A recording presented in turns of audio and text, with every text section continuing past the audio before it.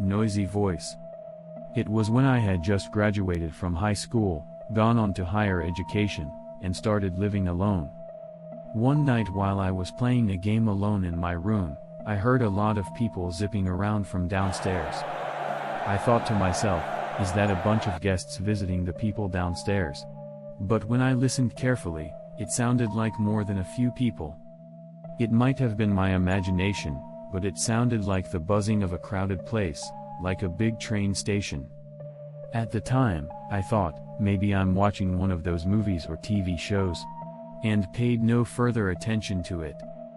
However, when it was time to go to bed, the buzzing did not disappear at all, and although it was not that loud, it continued to be heard until around 3 a.m. I could hardly sleep that night because I was bothered by it. For the next few days, I could not sleep well because I frequently heard buzzing noises from around 10 p.m. to 3 a.m., though not every day.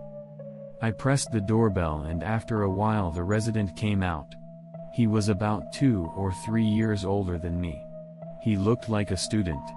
When I told him that I was the resident of the upper floor and tried to complain, he suddenly became grumpy and said to me, "What are you doing every day in the middle of the night? It's bothering me." To complicate things, I will temporarily refer to the person downstairs as Mr. Sato from here on. I was not sure what he meant, so I started from the beginning and told him that I heard what sounded like the rustling of many people from below almost every day.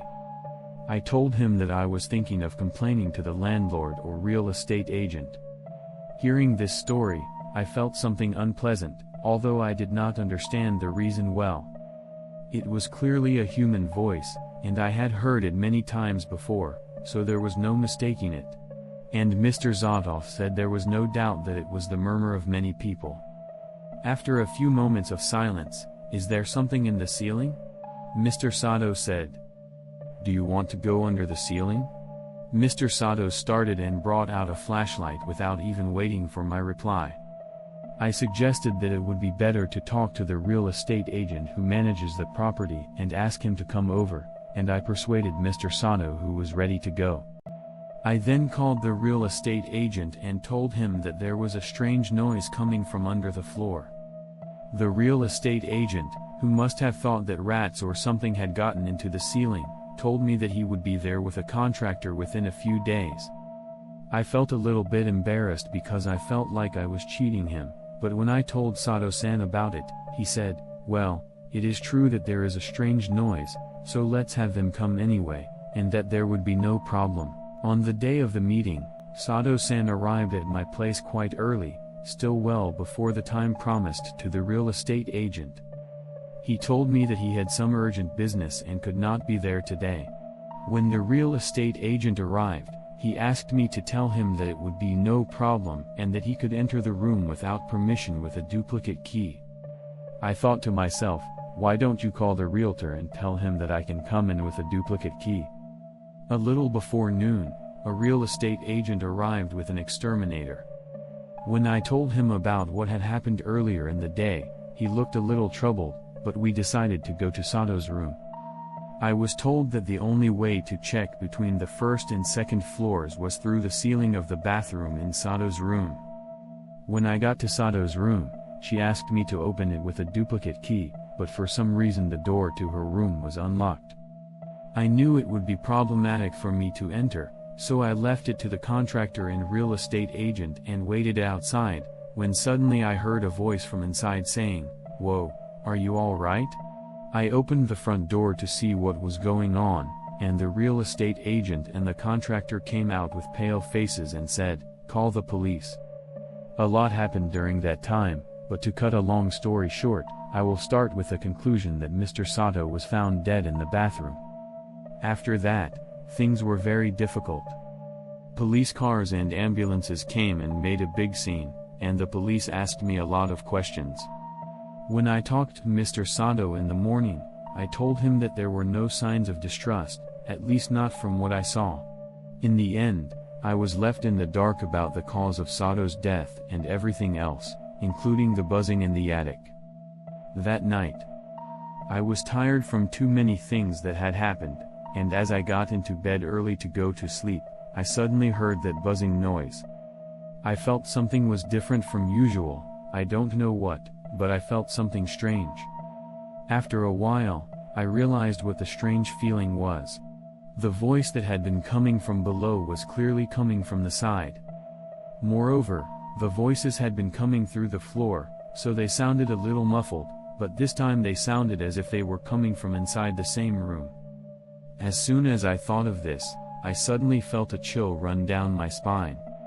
I was tempted to open my eyes and look at the voice, but frankly speaking, I was afraid. I got up from the bed and looked in the direction of the voice. Then I saw something extraordinary. There was one man in a suit standing there. However, strictly speaking, standing is a little different from standing. It was as if only the upper half of the person's body was growing out of the floor, as if only the upper half of the person's body was sticking out of the water.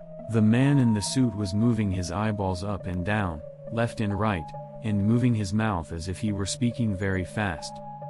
I could hear the murmur of many people coming from his mouth. As I stared at the man in the suit without understanding why, my eyes adjusted to the darkness and I saw something else strange. It was Mr. Sato.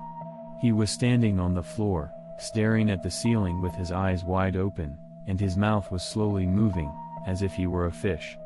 For some reason, when I saw this, I intuitively felt that there was something incredibly wrong with me. I completely stopped thinking and ran out of the room with only my cell phone and wallet in my clothes, not knowing what to do.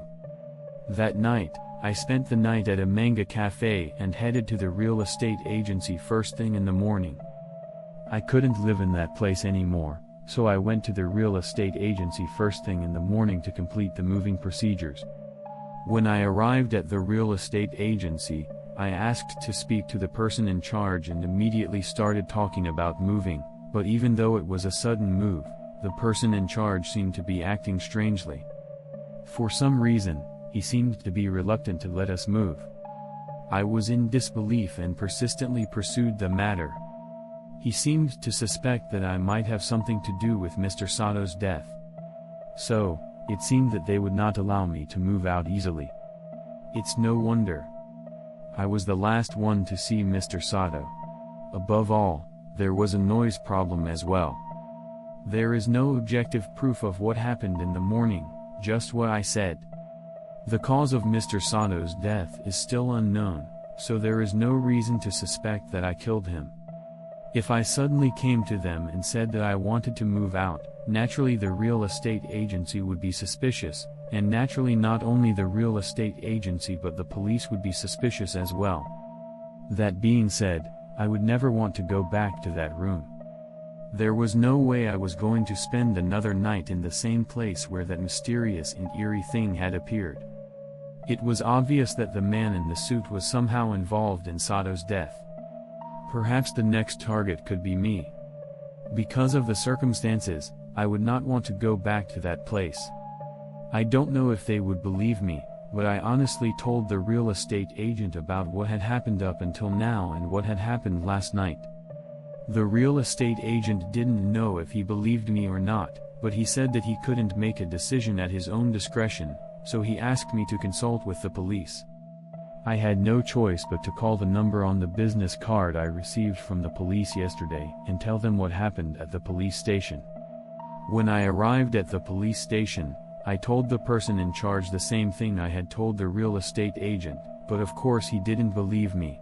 I was rather annoyed because of the lack of sleep I had been having, and in a fit of rage, I said, "Then why don't you spend the night there, too?"